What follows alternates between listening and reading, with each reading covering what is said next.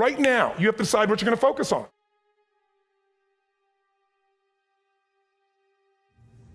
I'm not quite sure what I am. I think that's under construction. But I love people. Or on the way to becoming. Let's say. On the way to becoming. I've become a lot from where I was. I love people. I always have. I'm the kind of person that I remember when I was very young. My mom told me a story. She's told it to everybody now since then. That I'd be 5 years old and I'd go to the liquor store to get bread and milk, and I'd come back and she'd say, "Where's the bread and milk?" And I said, "There was a poor man there," and I gave him the money, and she said, "We're poor." It's like I just love people, and so it was a natural outcropping of some frustrations in my own life and wanting to solve them, figure things out. That I looked for solutions, and I looked to books because I didn't have any role models per se. And then as I made changes myself, I'd share that with my friends, and then I saw them make changes and get excited, and I got kind of addicted to the process. I got a lot of love from helping people, and I do now enormously, but now it's millions of people, and I'm addicted to that process, and I think it's a positive addiction. I love to learn, I love to grow, I love to share. By the time I was in high school, I was Mr. Solution, everybody called me. If you had a problem, I had a solution, especially if you're a girl. I had a definite solution. Yeah. But what were you driving to be? What did you think was the route when you were in high school? Well, when I was in high school, I was still hoping to be a professional athlete, so that wasn't working out too well. Because I was very small. I was 5'1", and I started very late. I'm 6'7" now. I tell people the difference is personal growth.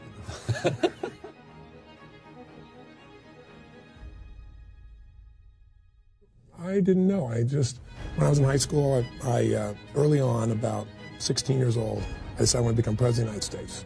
Because I thought, how can I contribute the most to society? And I went to a seminar by a man named Jim Rohn. He's still a seminar speaker. And I took a week's pay. I was working $40 a week as a janitor. And it was $35 for the evening seminar, so it was a big decision. And I listened to him speak, and I came out so inspired because most of what he said I already believed. Now as an authority figure saying you really can be this way. And so I said, I'll become president of the United States. To do that, you got to be practical. You got to be a senator. To do that, you got to be a congressman. To do that, you got to stay assemblyman. And I worked all the way back to what can I do tomorrow, which was run for student body president. I wasn't a popular kid. So I ran like a real campaign. I went to all the groups and said, what do you really want? And I won't lie to you. And I went and found out whether we thought it could be done or not. And I said, this won't get done. I think this can. And I won. And I started to believe that if you're totally sincere and you care about people and you're real and you work your tail off, you can reach anybody. And so I started to do that. I started speaking, and then it just kind of grew. It grew into a business for me eventually. I went to work for Jim Rohn, the speaker.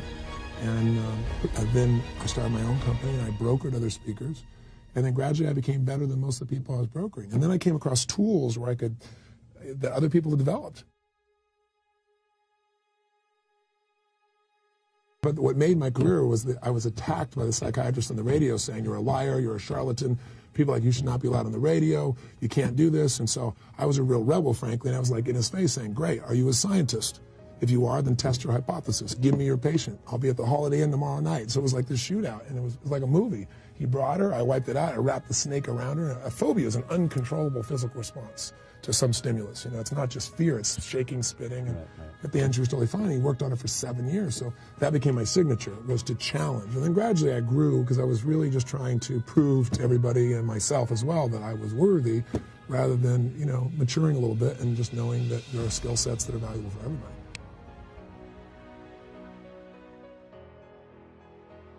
I'm not trying to simplify your work, it would be... It's very helpful to do it. I'd say there's two things. Everybody on earth, because I've been with more than 2 million people in individual committed sessions from, the kid to the president, in all countries all over the world, 75 countries.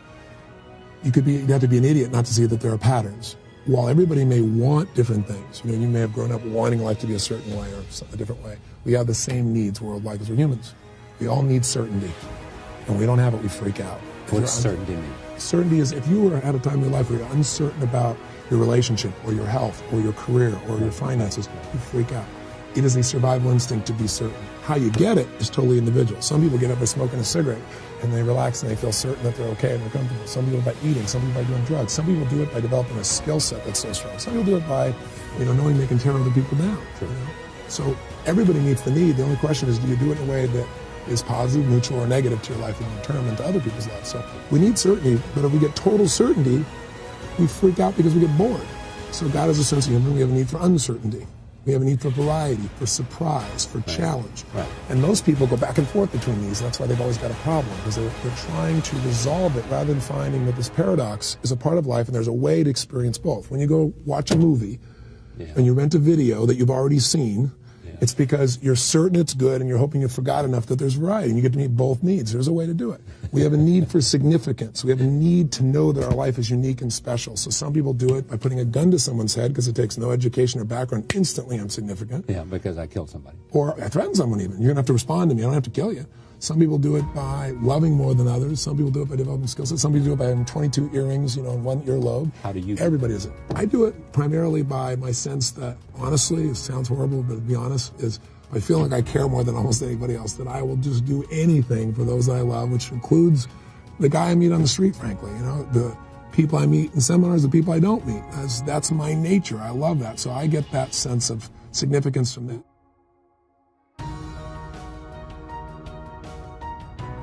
Multiple, you can't survive in this society. If you're a one-dimensional person, you can't. I tell people, in today's society. Anyway, last needs I'll just mention is connection and love. Because if you go for significance, there are a lot of people that we both deal with. Right. There's a lot of those people, their whole life is about getting significance. What we all really want is love. But love is a complex thing. It can be taken away very easily. Someone can love you one moment and pretend they don't the next. Much easier to make a lot of money. Much easier to interview somebody. Much easier to do something else that you feel more control over because you have... Then to do what? Then to love, where you're vulnerable to what somebody else may think or feel. That's how most people feel, not all.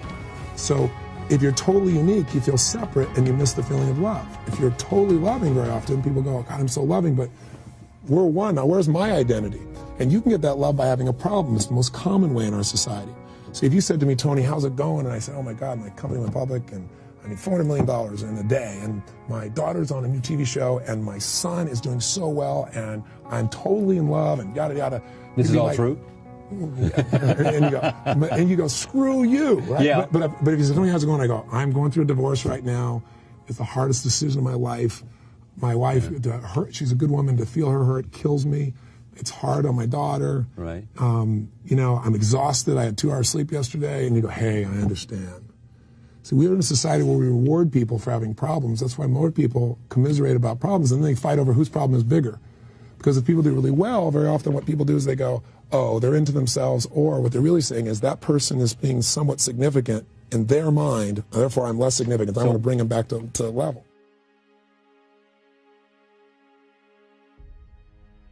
Because I think knowing which needs you prioritize shapes the direction of your life. Exactly. That's why I asked. So the top 2 of the 6. You say you've thought about this. This is not big. Yeah, of course. Because when I deal with someone to help them, I've got to know which ones are driving. Yeah. All right. So you. For me, love is number 1 and contribution is number 2. The last 2 needs are you must grow and you must contribute beyond yourself. If you don't grow, success doesn't make you happy. Progress does. If you don't feel like you're growing, you feel like you're dying. And everything in the universe grows or dies, and everything contributes, or evolution eliminates it. And so we don't feel fulfilled. You can meet those first 4 needs by doing terrible things. You can join a gang and you're a crip. You're significant, baby. You have variety. Somebody may shoot you at any moment. You have certainty. People are going to respond to you. You got connection with the brothers. But you don't really have growth and contribution, so you won't be fulfilled. But you'll have your basic needs be met. Very few people get fulfilled. For me, those are the 2. But if you meet somebody and their need is, let's say Donald Trump's a guy that I know very well, I like a lot. A lot of people don't like Donald because Donald is significance driven. And so he has got to get that significance. The reason I can walk in a room of, I just did Silicon Graphics, their top 30 executives, right? Unbelievably skeptical, let's say.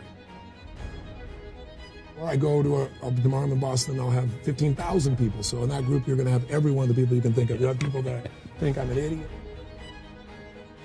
But the point of the matter is, if you look at, what pushes somebody's buttons, it's not what pushes their buttons when people are around, it's what pushes their buttons when no one's around. And so the way you could do it is to talk to people who know me, who work with me, been with me 15 years, and they'll tell you, there's no question. These guys that went in there, I have the strength to be able to go hit toe-to-toe with anybody, but I'm not stupid. I go toe-to-toe, all you're going to do is fight me. So if I need to show you that, if you're going to come in strong, I can be strong for seconds, and we build some rapport, and then I can say, look. What? Look, I'm just here to try and help if I can. I don't have all the answers, but there's something there. I don't think, if you try to get up as a speaker, there was a man I used to work with in one of these venues that we did, big events. And we used to put comment sheets in, and he used to get ranked the lowest guy in the group, and they'd say, tear this guy off the stage. Yeah. And the problem was, everything was about himself, proving how significant he was to everybody. Yeah. So I went to him and I said, you keep demanding significance. If you will just go out and try to serve, not lead. Exactly. Real leaders serve. I said B. I said B. B. I'm sorry, I misheard you. Yeah. If you just go out there and share and be and care about these people and try to serve these people instead of position with these people, they will adore you. It's like, here's my experience. If you love people, they will make you significant, because so few people are willing to unconditionally love. So very few people want to do that. Honestly, for me, I've only realized this, honestly, in the last 9 months. I've made a lot of changes in my life. And in the last 9 months or so, I've made some distinctions. Like what? Like that I've lived most of my life, certainly driven by love, but that my way of doing it has been through sacrifice. The hero's model. That I'll sacrifice everything so people know I really love them, Right. And I realized how insane that is, and yet part of me wouldn't separate. So I've made the decision, I will sacrifice for those I love, but I don't have to every single minute, because I realized unconsciously I was always looking for ways. Now with an audience I do that. I wouldn't sit people because I will be on stage for 12 or 14 hours. They don't think they're going to sit for an hour. They have the time of their life, because I turn into a rock and roll concert, and physically, with my intensity, humor, everything I can, I give every ounce of my body, my mind, my spirit. If I'm in pain, it's gone. It's totally about them, and they feel it. I'm working so hard up there, they finally go, well, maybe I could do something here. Maybe I could stand up and really do this thing he's talking about. It's like, what a leader does is you go first. Right. So I won't give that up in that context, but there's a balance where it becomes, martyr, and that is something I'm not. And in the last 9 months, I realized that. Or a victim. Well, I would never be a victim. Okay. But I have been a martyr, is the truth, without admitting it. But me seeing that, that's not who I am, so you stop it. I think when you can see how you're being, and how you're being is not who you are, you'll change in an instant when you have an awareness of that. But it's hard to change something you're not aware of. And so now I feel like I just turned 40, and somebody said, oh, you're doing this and you're doing that. And, I grew a beard and stuff, and people are freaking out over the most stupid little thing. I'm having a midlife celebration. All you're really asking me is, do I have absolute certainty within myself? And the answer is yes, not because I'm so bright, but because I have so much life experience. When you've been with millions of people, and I've been on stage with Diane Sawyer's shooting the camera with a business group, this is many years ago. And it was really an important media piece, I thought, for my career, because it was all these corporate executives, and I wanted people to see that I wasn't some rah-rah guy. Right. I hate the word motivation, by the way, because it's not what I really do. I really see myself as a strategist, and that's what I do. But because I use energy also, and that's easier for the camera to capture, that's really what it becomes, and people don't know where else to put it. So that's a motivational thing. So while they're filming this top CEO, who's like, very, very celebrated, and I go, wow, this is great positioning. This woman in the room, who had 152 personalities, multiple personality disorder, right, MPD, starts splitting. 152? 152. She was one of the first MPDs in the country. Yeah. She starts splitting, and she starts talking like this weird thing, then a little boy, a little girl. And I'm like, oh my God, But I got up and But she was a manager, was she? No, this woman had managers, but she was someone from the general population attending the program. Fortunately, I'd read her forms, and it took me 45 minutes, and I did, sometimes you just get in state, and I did some of the most magical work I've ever done, and I integrated her for the first time. She'd been in a psychiatric ward for 15 years. She'd been studied by everybody, been in therapy for all these years. And Diane Sawyer's people saw it, so it was magic as they captured it. They didn't do the story for a year. They followed her for a year, because they said, there's no way this can stick. And they just like, a year later, she's totally fine. She's still totally fine. That was such a defining moment. You have events like that. It's such a defining moment that your level of certainty that you can handle anything goes to the roof. And I've had thousands of experiences like that. I've had, President of the United States calls me up the night of the inauguration, I wish it was the inauguration, the night of the impeachment. Got to deliver. What are you going to do? I've had the sports figure melting down. So what's the conversation? He calls you up the night of the impeachment. Right. In other words, they're going to vote tomorrow. That's right. And says what? I'm not saying to try and you're not at all. Mysterious or something like that. I don't talk about what someone says unless they talk about it. So athletes or Quincy Jones, somebody shared something, I share it. But the reason people call me is because they don't share the private conversation. Why did the president call you? He called because what do you need? He's getting coaching from a lot of different people, me being only one of them. But the point is, my point was not that issue. The point is, I've had situations, so many, from the psychiatric situation to where you got to deliver now, to a now, and you got to step up and deliver. I've been in situations where I look like I'm going to be bankrupt. In Palm Springs, I do a program called my university program. I have people from 75 countries come, and 6 languages are translated simultaneously. So it's the most diverse environment you can imagine. It's a seminar on discovering what are the beliefs and values that control every decision you make every moment of your life. because you don't make decisions in a random vacuum. They come from your system of evaluation. You're trying to meet the same needs, but you have a different system of evaluation than I do. That's why we make different decisions. Most of us don't know why and how. One of the things I do is a very powerful demonstration is I look for someone who's suicidal, and in a group that large, there's always a couple. And they usually do about 20 pages of homework about the most significant events of their life, decisions they've made. So I read that in advance. It's a very intensive individual seminar. This last one, I had a woman who's lost her daughter, exact same thing.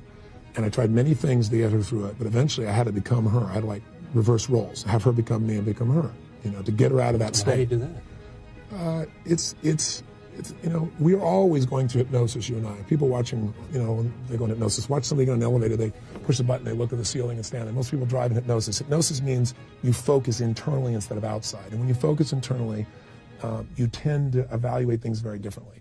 So all I do is I ask some questions, and when you ask somebody a question, they go inside. And when I ask those questions, I then start acting like she's acting. And then I said, you're me now. And that's all I said, you're me. And then I don't let her be herself. But in doing it, I took on her physiology. I began to breathe like she was breathing, put the look on my face she was having. Now, when you adopt someone's physiology, you literally begin to feel what they feel. I actually, in one of my seminars, teach people to do this as a way of building rapport, and you will, a third of the people see what that person's seeing. Somebody they've never met, and they go, you're on a boat, and there's a child with blonde hair, and they're wearing something red, and the name is Charles, and the person freaks out. This happens about a third of the time, no exaggeration. So, and most of the time, they get the same feeling. I felt what she was feeling. I started spontaneously just crying hysterically, which was kind of a freak out because I was trying to help her. I eventually was able to help her, but I couldn't. I have done this for 24 years of my life. And I deal with suicide every time that I can turn them around, show why the person is suicidal. You can spot them. Oh, it's not difficult. One guy in the same room. But is it all demeanor? It's all the way they... No, it's all demeanor. Sometimes people have great external demeanor, but I've read their forums and I know what's going on in their life, right? And then sometimes they just volunteer. I'd say, who is suicidal here, you know? And someone's hysterically, and they'll raise their hand because it's their last chance, their last hope. You know, there was one man in the same room who was going to commit suicide and kill his children because he couldn't leave them here alone. So I had to go after him. You go, God, these are the people that attend your seminars? Well, most people go on our peak performance, total achievers, but even amongst achievers, it's there. No, it's every emotion you have, you only experience by your body. If I said there's a depressed person behind camera number one, tell me what their posture's like without looking. I bet you know. Oh, sure. Down. Okay, now how do you know that? Because to create depression, you have to drop your shoulders. You have to drop your breath. Well, it's just that people are not sort of like this. That's right. And if you take somebody who's depressed and you just change their physiology, as overly simplistic as that is, in that instant, you will change their state completely. Now, you can't just change their physiology. You then have to change their beliefs. That's why a lot of actors... Is that true or not true? I believe it's totally true. If I said to you, Charlie, close your eyes, and I want you to imagine an 82-year-old man. Just imagine what he's like. Cary Grant. Okay. Very nice. That was good. I'm impressed. That was good. Touche. I'll do that in a seminar, and then I'll bring out a man who's 82, I know, who bench presses 410 pounds and looks like he's 50. And I say, is this what you picture? Well, most people picture somebody older, bunched over. And wrinkled, I say, prune-like. that is the archetype you're moving towards. We all so have you an better, archetype. See, the interesting but that's not the only thing. It's physiology. It's not only physiology. But in this case, this man, you got to change his physiology to get his state back so his mind starts working. And so that's a combination of biochemistry and movement. And then you got to take those mental strategies that worked, and that's how I got him to make money. And so, I mean, I've been with him for 6 years. Last year I told him, I said, look, now we're like best friends. I said, A, I do this for free. B, the amount of time I spend, the cost of it is worthless to me at this stage in my life. Why don't you just do it yourself? Because I know what you're going to do, when you're going to do, because he journals every day. And I can do other things to make that money. Well, not only that, but I just mean it that way. But he said to my me, time is valuable to me too. Yeah, but it's not that, because I enjoy being with him. I just don't want to be a taker in any relationship. So you said what he said? He says to me, are you insane? Just knowing you're going to call. He said, you're my insurance policy. He said, I know, I got to do it. He said, it's an insurance policy, it's a measurement. He performs a level most people never dream of. So let me ask you a question. If I'm going to go out there and I'm going to be the best hero in the world, am I going to use every resource? Does not need you every time he goes out. Hello. This person doesn't need me either every time he goes out. I'm not there going out. Wait a second, wait for the phone call. Knowing I'm going to call makes him maximize. Why did Michael Jordan have a coach? Because he wants to please you? Why did Michael Jordan have a coach? Why did Michael Jordan say one of the reasons he was leaving? The coach didn't tell him how to shoot and didn't tell him how to play. No, the coach told him absolutely what he needed to do in situations where he saw little things that were off target. And Michael Jordan as a coach. So, but here's the truth. All right. Most of us have undersold ourselves. Yeah. At a very deep level, whether it be how much passion we really could have in our life, Right. whether it be how vitally healthy we could be. I agree. And so what's happening is everyone has that, including me. So I look for those coaches. I believe who you are is who you spend time with. That the quality Who you are, who you spend time with. Yeah, who you spend time with is who you become. Because whoever you spend time with affects your beliefs and your values, and your need for their love, their attention, their significance will affect. If I'm going to play tennis and I play someone worse than I am on a regular basis, I am not going to get better. Right. So you play magazine. Yeah, you do that. Even if you play terrible, your skill sets are going to grow significantly because of your desire to connect and to play at that level. So I personally believe mentoring is the biggest thing missing from our society. A huge part of what I do in terms of my foundation's work is mentoring for kids, because people say, well, we should do something about the values of the family. Well, that's a nice discussion, but the thing you can do is a relationship with a child where you just care about them. You don't have to be the most skilled person. You don't have to be perfect. All you got to do is care and be honest. Transforms a child's life. And most children today have more choices than any time in human history and the least amount of guidance that's ever existed. And that's why we have a crisis where we have kids picking up guns and shooting people because we don't have that. You could just, as an individual, you can go out and have a lunch buddy. You can take somebody and say, for the next 6 months, I'm going to take this child out twice a month for lunch and just talk and maybe do a field trip of fun with them. My solutions, I like to look at systems.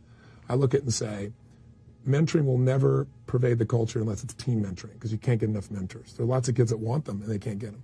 So team mentoring will take it to scale. On the model, I look for models. There's a model in LA that worked during the riots that uses a school teacher, so it's already the location exists, someone who knows the kids. It uses college students, it's somebody young enough to relate to, and it uses a businessman, but then they have a group of 6 or 10 or 12 or 15 kids. And so each mentor is coaching 3 or 4. That helps the mentor succeed. Sometimes the kid doesn't respond. You got 3 or 4, you got a chance one's going to respond, so the mentor stays reinforced in the game. There are other people with them mentoring, so they're not alone. There's not the feeling of loneliness. So it meets some of the needs we're talking about, connection and certainty and so forth.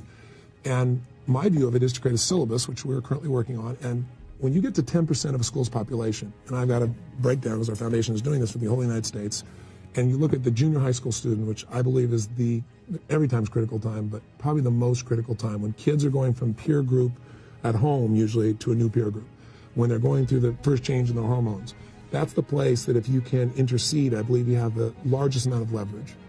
And so if you can teach these kids to become young leaders, that is, by having Michael Jordan on video share with the story of his life, and they start finding out Michael did not make the varsity basketball team his sophomore year. Right? And he starts telling the story. I've lived by that for a long time. And they see that. And then there's a syllabus of what they do that's fun, and they have somebody who's interested in them, and they have other students. When you get 10% of a population, say a school of 1,000 kids, you have 100 kids doing this, 10 groups of 10.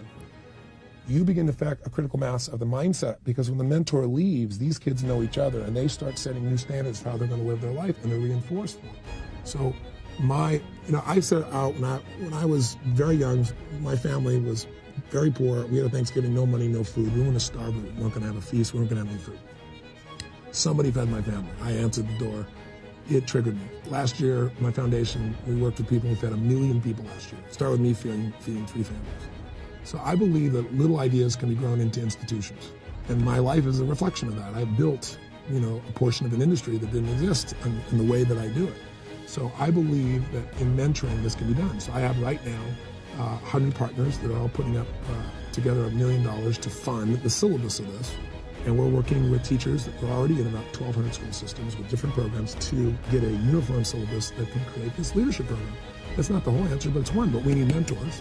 And people that come to my seminars and so forth, the same people that feed people are the kinds of people I think that can be great mentors. But anyone can do it. That's one approach. There are so many that are going on, and thanks to America's Promise, I was a part of helping to create that with Colin Powell. Right. And it has stimulated that massively. And I think we're making huge progress. We've got a couple million mentors that we didn't have a few years ago. I didn't do anything with Nelson Mandela. I had a conversation with Nelson Mandela, and I think I got more out of Nelson Mandela than he did me. Someone else put me with Nelson Mandela to see if I couldn't assist him in the evaluation of how he was going to integrate some members of his council. And truthfully, I left with a lot more. Gorbachev is somebody that I helped deal with the transition afterwards of how to deal with the situation that he went through when he was ousted, because all of a sudden he was the devil in his own country. Sure. The very people loved him. But with Nelson Mandela, I don't feel like I really did anything. I learned from Nelson Mandela. I had experience with Nelson Mandela probably like you did. Yeah, what did you learn? I learned what human being is capable of was greater than I even thought. To have someone take a quarter of a century of your life and not come out with pure hatred and be able to say, to win, like we were talking before we were on the air, to win over your guards as your friends, to honor them as you inaugurate as the president of the country, to say, I don't care what you did to me. That's true of all human beings. I don't care what a human being does. If they have enough time, they'll satiate that emotion. If the emotion is anger, they'll get a point where they're tired of being angry, and then they'll get sad. If they're sad all the time, they'll finally get pissed off just to get out of that state. Yeah. Human beings left alone will eventually gravitate to something else unless they get reinforced. Like by being angry, I respond to you all the time, then you learn to get angry because I'll always react to you. Or being sad all the time, I give you love, and pretty soon you get sad, you don't even know why, because you want love. But he is an amazing man. He is more than the product of satiation. He is a man who made conscious choices to rise above hatred and anger and to really serve. And I think there are very few people that have lived their life the way he's lived his life. And it comes from his childhood, because in his childhood he was unique even then in the way he was treated, the way he was raised. He was raised to be a leader to some extent. I had a brain tumor, which I never even knew about, a pituitary tumor, which stimulated this growth in me at 10 inches in. I know what growing pains are, something physical. And my brother is still like 5'4", I believe. And so you grew because you had a pituitary tumor, which I didn't know until and what did it 10 do years to you? ago. It stimulated, my pituitary gland stimulated massive growth hormone released in my body, and I exploded in size. But I didn't know anything about it, and because I'm a pilot, I every 2 years you go get a physical, and this time the doctor looked at me and he said, "You're kind of like Schwarzenegger," he said, "your cheekbone, everything else," and I didn't know what he's talking about. So he thought I had this challenge, and so without telling me, he took a blood test, and he said, "I want to do an operation on you." He said, "You have this massive excess growth hormone, and you have a pituitary tumor." I said, whoa. I came in, there was nothing wrong with me, and now you want to do an operation? Wait. So fortunately, I'm fairly strong-willed, and I went to about 9 people, I don't think I'm exaggerating, probably 6 different doctors. And it turned out I did have a pituitary tumor at one time, but it infarcated. It swallowed itself up. There's enough of it there that I have about $300 or $400 a day worth of extra growth hormone if I had to buy it on the street as a bodybuilder. The first doctor wanted to do surgery on me just to be safe. My heart valves aren't any bigger. There's nothing changed. Everything's fine. Just to be safe. It didn't screw up any of your organs. No, just to be safe. I can't remember his name, but I came here to Boston to the father of endocrinology. I can't believe I can think of his name. But I was the last day of his career, was one of his last patients, not the last patient, one of the last patients. He saw me because he was a fan of my work. And he said, "Tony, everything's great." I said, I got to talk to you. I said, "I've talked to all these doctors. They want to either drug me or they want to cut me." He said, "Well, I think maybe you're afraid that if we cut that out, that you're like Superman or that's your kryptonite, or maybe it's like your hair for Hercules." And he kind of teased me a little bit. I said, "You know what?" He said, "The only side effect of taking a drug would be you'd have lowered energy." And I said, "You're damn right that would make me unhappy." Yeah. But I said, "Look, why is everybody doing this?" He said, "Honestly, Tony, if I'm a butcher, I need to cut." He said, "I'm an endocrinologist, so I need a drug." Oh, man, that scares me. No, it was so cool. Oh. I know. Every surgeon, therefore, I ought to be suspect? No, not every surgeon. But that's when you're trained to do what you do, and your whole life is about the certainty of doing. You want to help somebody. So you That's what you know how to do. You don't know the other part. So in the end, he recommended I take a drug that I'd go take a shot in Switzerland from. And I said, "Frankly, I think I'm going to pass." He goes, "But then you could just be certain." I said, "No, you could be certain." So 3 months later, as a doctor, Steve Hoffman in L.A. is a great man. And he's a facial surgeon. He's a good friend of mine. I know. I don't know him. No, I know. Yeah, he's a great man. And so he comes up. Facial surgery, Tony. I'll get there soon. Okay. Me either yet. I'll be there someday. He pulled out an article and he shows me that same drug the FDA just says creates cancer. So then Deepak Chopra. Yeah, go ahead. Deepak Chopra is a friend of mine. And Deepak, I saw him. Celebrity has its value. Yeah, I talked to Deepak and he said, "Look," and he said, "Tony, you do ever?" He said, "But I would never drug somebody. I would never, cut out." He said, "There's nothing wrong, but I'd already decided not to do anything." So do I have certainty? Here's what I have certainty of. I can walk across the street tomorrow and get hit by a car. I have no reason to see there's anything changed in my body, so why would I cut something out or drug myself? I think that cutting or drugging would do something. Okay, you're telling me that the bottom line of this story is that you left it alone. Correct.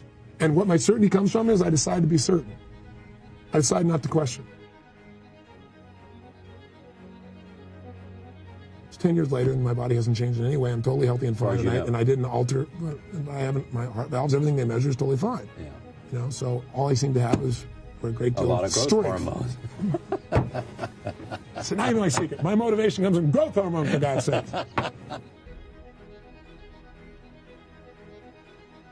I am right now the happiest I've been in my lifetime. And the piece that was missing. And I'm sure there'll be something else because part of growth is, finding something missing, I'm sure. But the thing that was missing was allowing myself to fully enjoy what I was giving others. And I can tell you... You weren't enjoying it? I thought I was enjoying it, but it's like telling somebody what a rose smells like who's never smelled a rose. Or what, favorite food tastes like who's never tasted it. It's like, by the standards I had then, I was enjoying it. A teacher's never perfect. I never pretend to be perfect. I'm not perfect now. But I'll tell you what I am. I'm damn happy. I'm damn happy. The greatest gift of my life is I'll walk down this street in New York in the day and I'll be stopped half a dozen times minimum or a dozen times and people will come up to me and say, oh my God, I love you. I mean, I am so gifted no matter what. It's the great. It's better than any amount of money you could ever earn, any little trophy you could get or anything else. It's the greatest gift of my life because I've helped millions of people and they've helped themselves and I've been a catalyst to it, right? So I've always loved that. But I've always felt like I have to give more, do more. And now what's happening is I'm coming to a place of I get to give more and do more.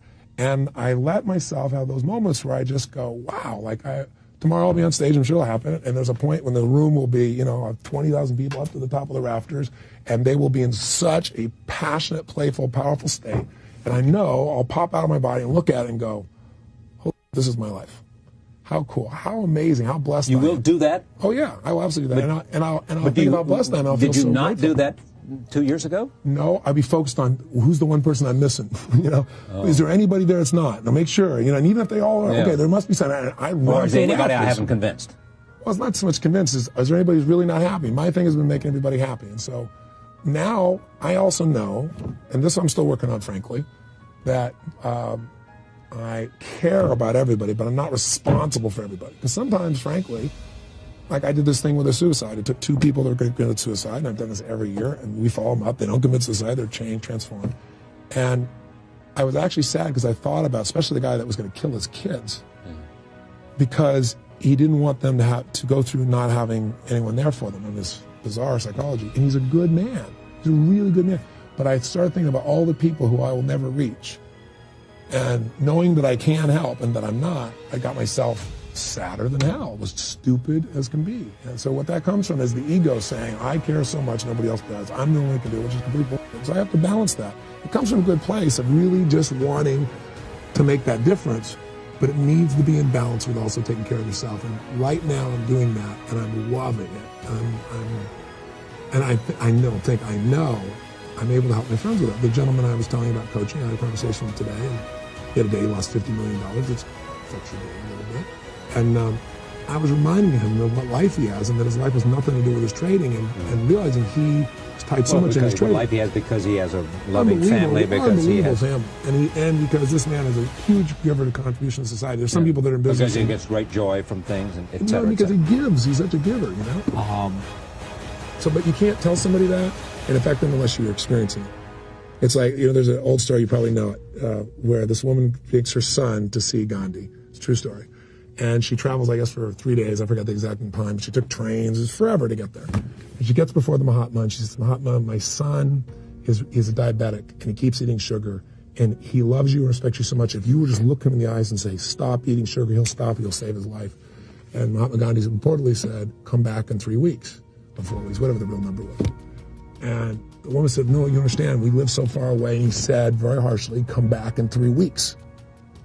And pushed her away and waved her off. So she's very angry, but she loved her son. So 3 weeks later, she goes through the same trip. She travels forever, right? She gets before him. Now she's before the Mahatma. She says, remember me? He goes, yes, I do. And he looks at the boy and says, stop eating sugar. He looks right in the boy's eyes with such intensity. The boy's eyes get about this big, and he bows, yes, Mama, yes, Mama. The woman can barely hold it back. She is pissed. She doesn't care if he's Gandhi. She's a mom. And she says, why didn't you do that 3 weeks ago? And he said, because 3 weeks ago, ma'am, I was eating sugar. So you can talk a good game, but the power in life, your power in life is you've experienced all kinds of things, and that allows you to connect with all kinds of people. You're a diverse person, and that's stroking you. You know who you are. My power in life is the same. I've been with millions of people in every walk of life, And I live my own life, and I don't bullshit myself. That's not true. I bullshit myself every now and then, but I catch myself, and I go, that's bullshit.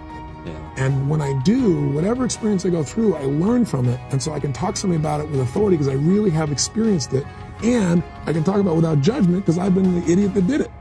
So I don't have a judgment for somebody. I go, look, here's what I did. I was dumb. Have you ever done something like that? Here's what I did that changed it, and you can reach most people then. Standards. It's the only difference in people's lives. What is a must for you and what is a should for you is the difference in your life. Everybody gets their must. If it's a must for you to spend time with your children, I don't care how busy you are, you will. If it's a should, you'll want to do it, you'll do sometimes, but you'll feel guilty about it most of the time. People earn what they must earn, not a dime more. I don't care who they are. And when people change their lifestyle and certain things they're now a must, they always have the money for it because it's a must. People, if a person's not in a relationship, an intimate relationship, it's because it's a must not to be hurt. If they're in a relationship and they're friends and there's no passion, it's because it's a must to be friends, but not a must for passion. If they're in a relationship and they're in love and they're passionate, then that's a must. We get our must. And the difference in the must is I believe people's lives are a direct reflection of the expectations of their peer group.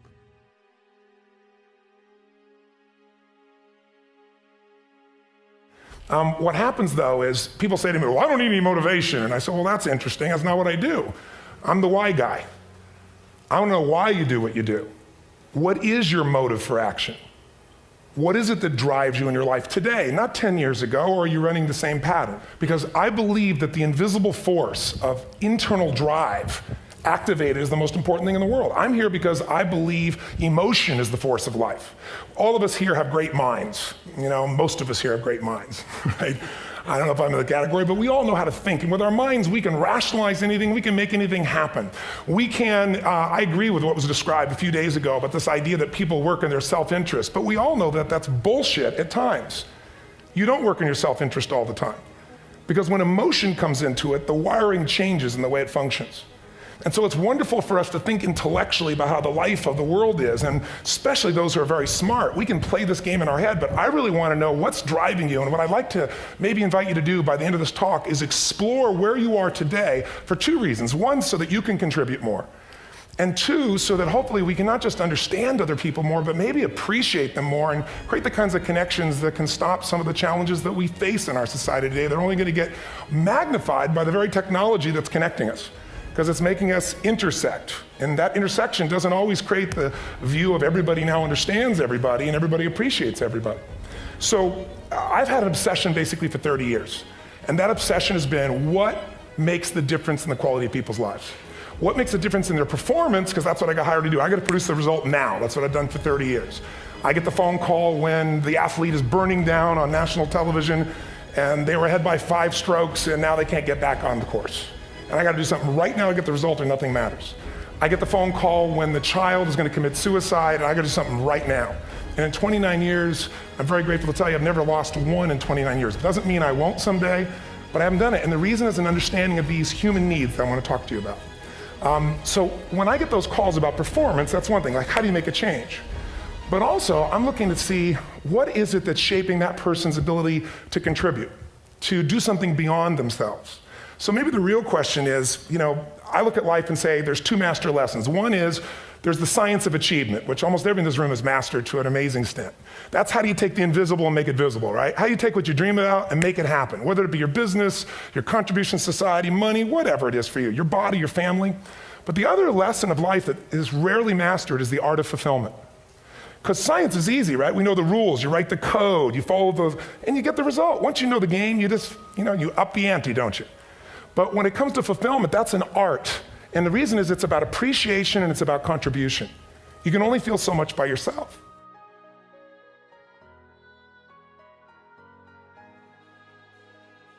So I've had an interesting laboratory to try to answer the question of the real question, which is what's the difference in somebody's life if you look at somebody like those people that you've given everything to, like all the resources they say they need. You gave them not a $100 computer, you gave them the best computer. You gave them love, you gave them joy, you were there to comfort them. And those people very often, and you know some of them I'm sure, end up the rest of their life with all this love, education, money, and background, spending their life going in and out of rehab. And then you meet people that have been through ultimate pain, psychologically, sexually, spiritually, emotionally abused, and not always, but often they become some of the people that contribute the most to society. So the question we got to ask ourselves really is, What is it? What is it that shapes us? And we live in a therapy culture. Most of us don't do that, but the culture is a therapy culture. And what I mean by that is the mindset that we are our past. And everybody in this room, you wouldn't be in this room if you bought that theory, but most of society thinks biography is destiny. The past equals the future. And of course it does if you live there. But what people in this room know, and what we have to remind ourselves though, because you can know something intellectually, you can know what to do and then not use it, not apply it. So really what you gotta remind ourselves is decision is the ultimate power. That's what it really is. Now when you ask people, have you failed to achieve something? How many have ever failed to achieve something significant in your life? Say aye. Thanks for the interaction on a high level there. But if you ask people, why didn't you achieve something? Somebody who's working for you, or a partner, or even yourself, and you failed to achieve a goal, what's the reason people say they failed to achieve? What do they tell you? Didn't know enough, didn't have the knowledge, didn't have the money, didn't have the time, didn't have the technology, I didn't have the right manager.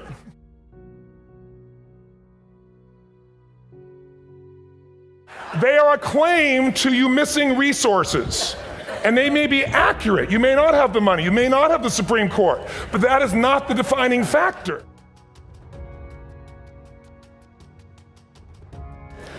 The defining factor is never resources, it's resourcefulness. And what I mean specifically, rather than just some phrase, is if you have emotion, human emotion, something that I experienced from you day before yesterday at a level that is as profound as I've ever experienced, and if you'd communicated with that emotion, I believe you would have beat his ass and won.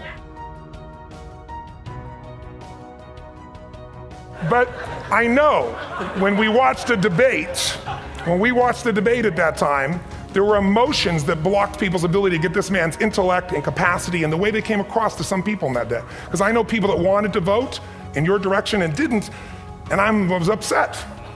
But there was emotion that was there. How many know what I'm talking about here? Say aye. So emotion is it. If we get the right emotion, we can get ourselves to do anything. We can get through it. If you're creative enough, playful enough, fun enough, can you get through to anybody, yes or no? If you don't have the money, but you're creative and determined enough, you find the way. So this is the ultimate resource, but this is not the story that people tell us, right? The story people tell us is a bunch of different stories. They tell us we don't have the resources, but ultimately, if you take a look here, flip it up if you would. They say, what are all the reasons they have in common? We've said that. Next one, please. What determines your resources? We've said decisions shape destiny, which is my focus here. If decisions shape destiny, what determines it is 3 decisions. What are you going to focus on? Right now, you have to decide what you're going to focus on. In this second, consciously or unconsciously, the minute you decide to focus on something, you got to give it a meaning. And whatever that meaning is produces emotion. Is this the end or the beginning? Is God punishing me or rewarding me, or is this the roll of the dice? And emotion then creates what we're going to do, or the action. So think about your own life, the decisions that have shaped your destiny. And that sounds really heavy, but in the last 5 or 10 years, 15 years, haven't there been some decisions you've made that if you made a different decision, your life would be completely different? How many can think of one, honestly? Better or worse? Say aye. So the bottom line is maybe it was where to go to work and you met the love of your life there. Maybe it was a career decision. I know the Google geniuses I saw here. I understand that their decision was to sell their technology at first. What if they made that decision versus to build their own culture? How would the world be different? How would their lives be different? Their impact. The history of our world is these decisions. When a woman stands up and says, no, I won't go to the back of the bus, she didn't just affect her life. That decision shaped our culture. Or someone standing in front of a tank, or being in a position like Lance Armstrong and someone says to you, you got testicular cancer. That's pretty tough for any male, especially if you ride a bike. Right? You got it in your brain, you got it in your lungs. But what was his decision of what to focus on? Different than most people. What did it mean? It wasn't the end, it was the beginning. What am I gonna do? He goes off and wins 7 championships he never won once before the cancer because he got emotional fitness, psychological strength. That's the difference in human beings that I've seen of the 3 million I've been around, because that's about my lab. I've had 3 million people from 80 different countries that I've had a chance to interact with over the last 29 years. And after a while, patterns become obvious. You see that South America and Africa may be connected in a certain way, right? Other people say, oh, that sounds ridiculous. It's simple. So what shaped Lance, what shapes you? 2 invisible forces, very quickly. 1, state. We all have had times. Have you had a time you did something and after you did it, you thought to yourself, I can't believe I said that. I can't believe I did that. That was so stupid. Who's been there? Say aye. Have you ever done something after you do it, you go, that was me. right? It wasn't your ability, it was your state. Your model of the world is what shapes you long term. Your model of the world is the filter. That's what's shaping us.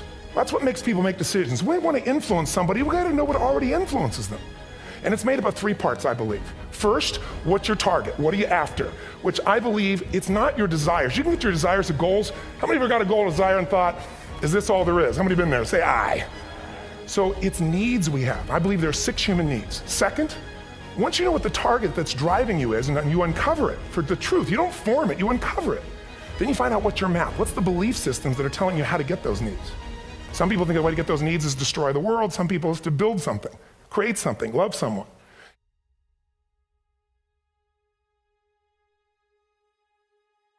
And then there's the fuel you pick. So very quickly, 6 needs, let me tell you what they are. First one, certainty. Now these are not goals or desires, these are universal. Everyone needs certainty that they can avoid pain, at least be comfortable. Now how do you get it? Control everybody, develop a skill, give up, smoke a cigarette. And if you got totally certain, ironically, even though we all need that, like if you're not certain about your health or your children or money, you don't think about much more. You're not sure the ceiling's gonna hold up, you're gonna listen to any speaker. But while we go for certainty differently, if we get total certainty, we get what? What do you feel if you're certain? You know what's gonna happen, when it's gonna happen, how it's gonna happen, what would you feel? Bored out of your mind. So God, in her infinite wisdom, gave us a second human need, which is uncertainty. We need variety. We need surprise. How many of you here love surprises? Say aye. Bullshit. You like the surprises you want. The ones you don't want, you call problems, but you need them. So variety is important. Have you ever rented a video or a film that you've already seen? Who's done this? Get a fucking life. Right? Why are you doing it? You're certain it's good because you read it before, saw it before, but you're hoping it's been long enough you've forgotten enough there's variety. Third human need, critical, significance. We all need to feel important, special, unique. You can get it by making more money. You can do it by being more spiritual. You can do it by getting yourself in a situation where you put more tattoos and earrings in places humans don't want to know. Whatever it takes. The fastest way to do this, if you have no background, no culture, no belief in resources or resourcefulness, is violence. If I put a gun to your head and I live in the hood, instantly I'm significant. 0 to 10, how high? 10. How certain am I you're gonna respond to me? 10. How much uncertainty? Who knows what's gonna happen next? Kind of exciting, like climbing up into a cave and doing that stuff all the way down there. Total variety and uncertainty. And it's significant, isn't it? So you're willing to risk your life for it. So that's why violence has always been around and will be around unless we have a consciousness change as a species. Now you can get significance a million ways, but to be significant, you gotta be unique and different. Here's what we really need.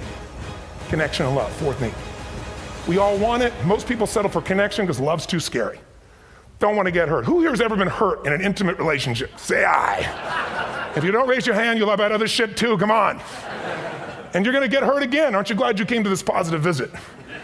But here's what's true, we need it. We can do it through intimacy, through friendship, through prayer, through walking in nature. If nothing else works for you, get a dog. Don't get a cat, get a dog, because if you leave for 2 minutes, it's like you've been gone for 6 months when you show back up again 5 minutes later, right? Now these first 4 needs, every human finds a way to meet.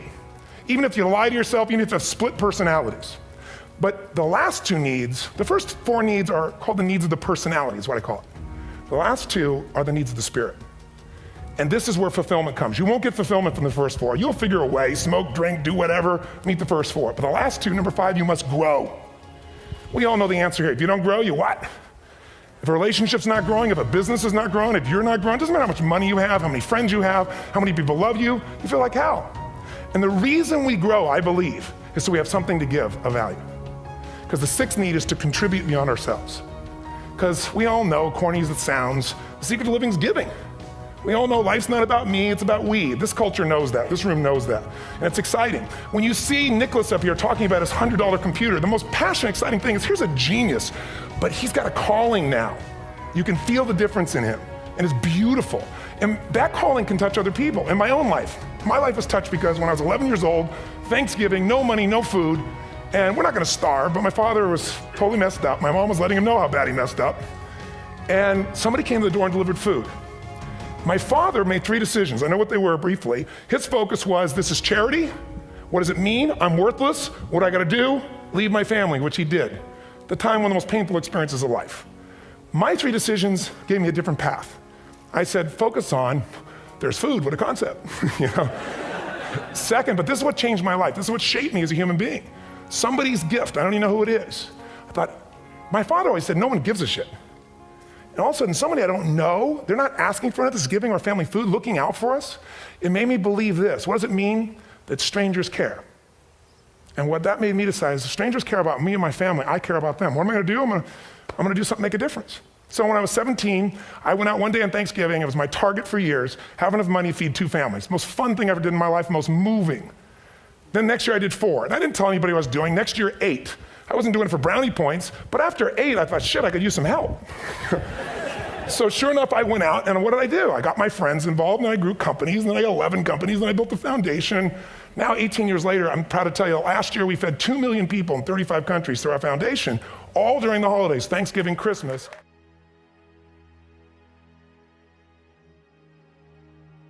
I tell you that to brag. I tell you because I'm proud of human beings because they get excited to contribute once they've had the chance to experience it, not talk about it.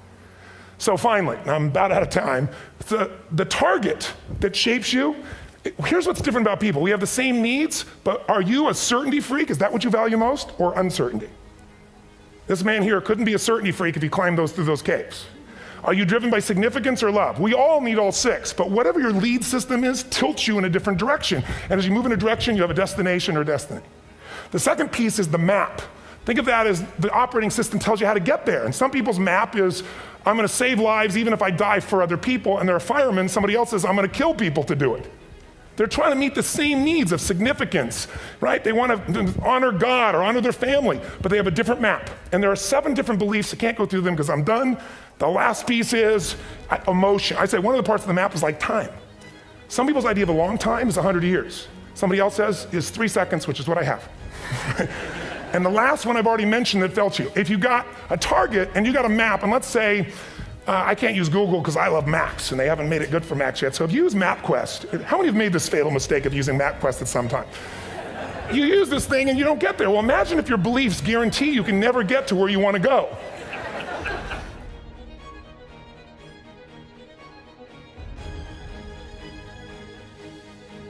Last thing is emotion. Now here's what I'll tell you about emotion. There are 6,000 emotions that we all have words for in the English language, which is a linguistic representation, right? It changes by language. But if your dominant emotions, if I have more time, I have 20,000 people or 1,000, and I have them write down all the emotions that they experience in an average week. And I give them as long as they need. And on one side they write empowering emotions, the other is disempowering. Guess how many emotions people experience? Less than 12. And half of those make them feel like shit. So they got 5 or 6 good frickin' feelings, right? It's like they feel happy, happy, excited, oh shit, frustrated, overwhelmed, depressed. How many of you know somebody who no matter what happens finds a way to get pissed off? How many know somebody like this? Or no matter what happens, they find a way to be happy or excited. How many know somebody like this? Come on. When 9/11 happened, and I'll finish with this, I was in Hawaii. I was with 2,000 people from 45 countries. We were translating 4 languages simultaneously for a program that I was conducting for a week. The night before was called Emotional Mastery. I got up, had no plan for this, and I said, we had all this fireworks, I do crazy shit, fun stuff. And then at the end I stopped, and I had this plan I was gonna say, but I never do what I'm gonna say. And all of a sudden I said, when do people really start to live? When they face death.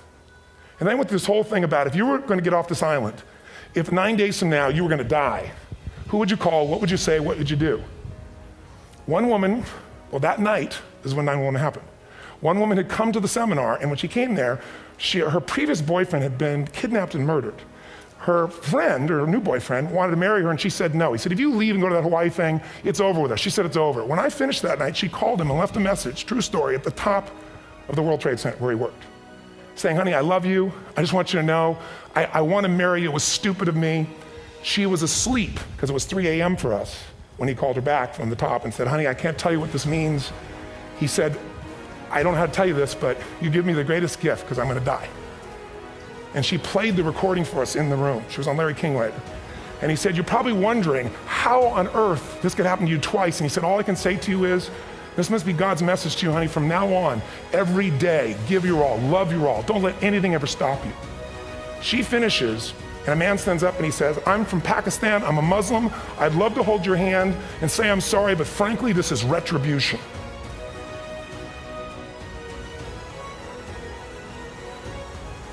Brought this man on stage with a man from New York who worked in the World Trade Center, because I had about 200 New Yorkers there. More than 50 lost their entire companies, their friends, marking up their Palm Pilots. One financial trader, this woman made of steel, bawling, 30 friends crossing off that all died.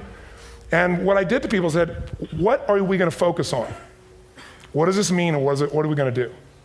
And I took the group and got people to focus on, if you didn't lose somebody today, your focus is going to be how to serve somebody else.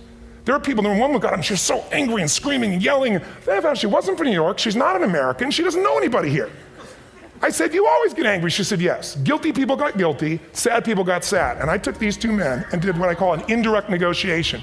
Jewish man with family in the occupied territory, from New York, who would have died if he was at work that day. And this man who wanted to be a terrorist, and made it very clear.